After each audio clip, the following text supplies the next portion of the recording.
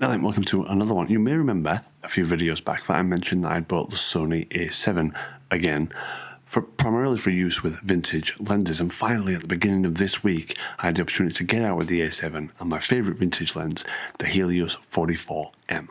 Now the plan was to walk from my house to the city centre via some industrial areas, a total of about 17 kilometres or about 10 miles give or take round trip, and in that time during the walk I was hoping that the cloud was going to clear. It didn't, but it turned out it didn't matter. Also, if you like yellow and green, you're in for a treat, because for whatever reason I was seeing a lot of yellow and green. And if you don't like yellow and green, there was also some cool black and white stuff.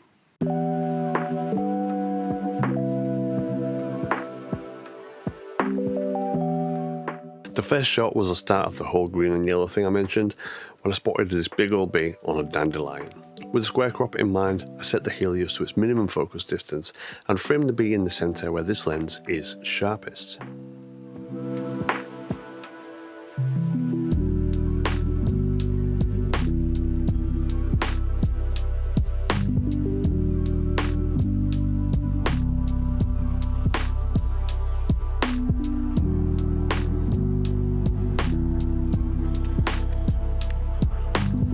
Next up is a picture of this iron footbridge, and in this scene I think it's just a great example of the human's impact on nature.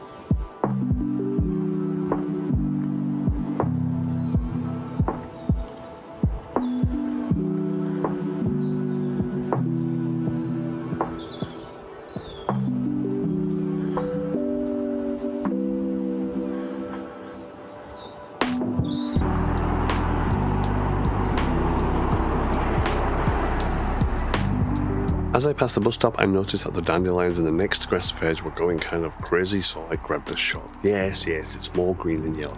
But I noticed something when I put this image into the computer. When you shoot the Helios 44 wide open at f2 with a fairly distant focal point and have the camera on just a bit of an angle, it gives something similar to the effects you get from a tilt lens, but just a little bit less pronounced.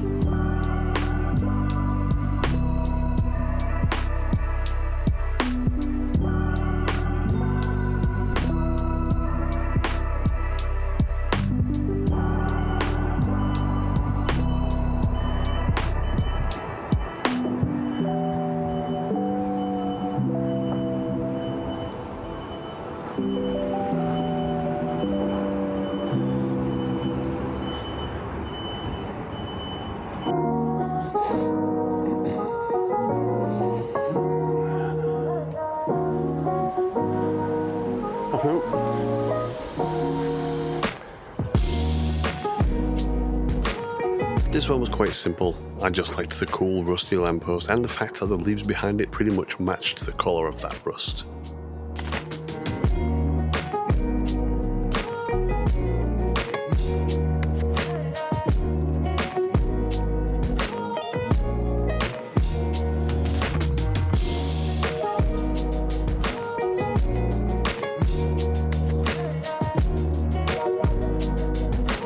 It was about this point that I decided I wanted a coffee and kind of a soft reset. I hadn't really found my flow yet and figured a coffee break might help a little bit. So I picked up the pace a little and headed into town. Here are a few shots I got along the way.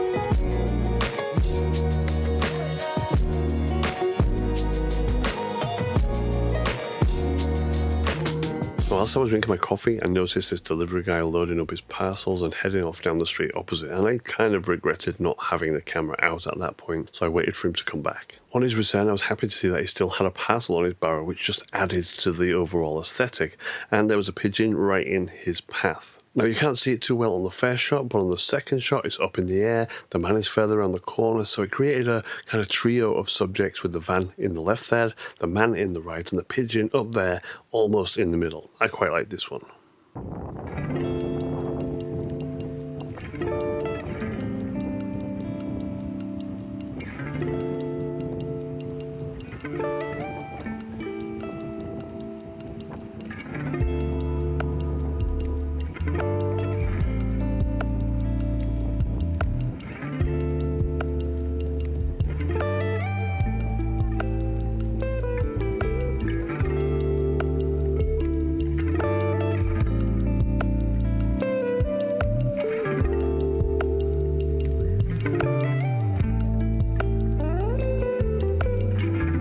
After my coffee, I decided to head back via the river, and as I quite enjoyed the couple of black and white shots I'd already captured, it was my approach for the first few shots here.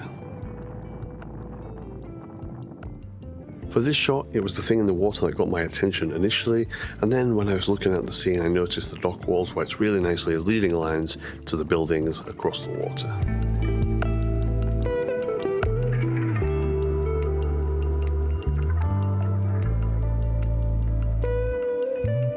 Pretty much right behind me, I noticed the buildings I'd passed on the way here, and liked the look of them and the harbour the way it jutted out with that single tree out there. I thought it looked pretty cool.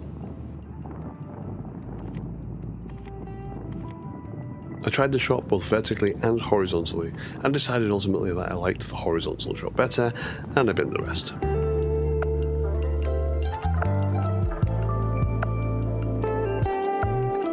Here I spotted the pools in the silt and the mud, and I thought it would make for a really cool texture shot, with the grass and the bird footprints in there and such as that.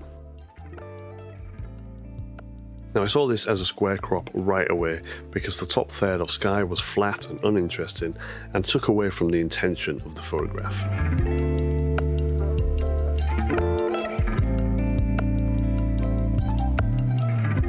Here I was just curious as to whether the buildings in the single tree would look any good from the opposite corner, and I honestly think I prefer the original one.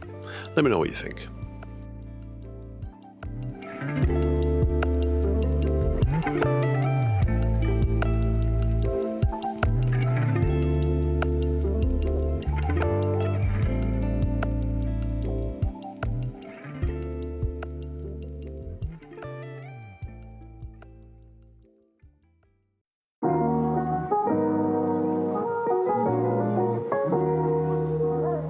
Further along, almost at the end of the Riverside footpath, there are these few sunken boats, and they have this great texture. It's all wood, it's vibrant green all over them, and this is a great example of how sharp this Helios 44M is in the centre.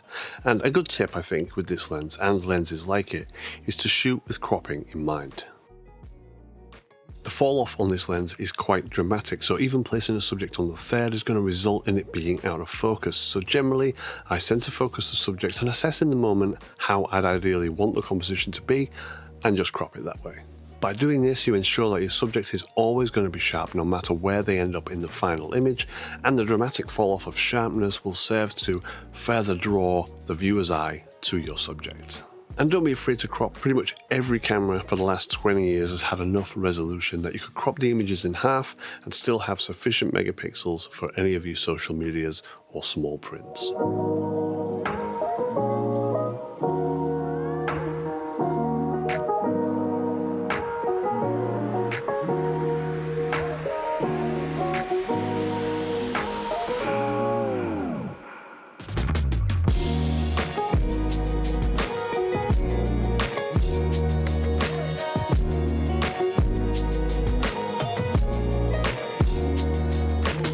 Now, for reasons I still can't pin down, this was one of my favourite shots of the day. You often hear people talk about storytelling in images, so much so that it's almost a cliche at this point, but I do wonder about the story behind things like this.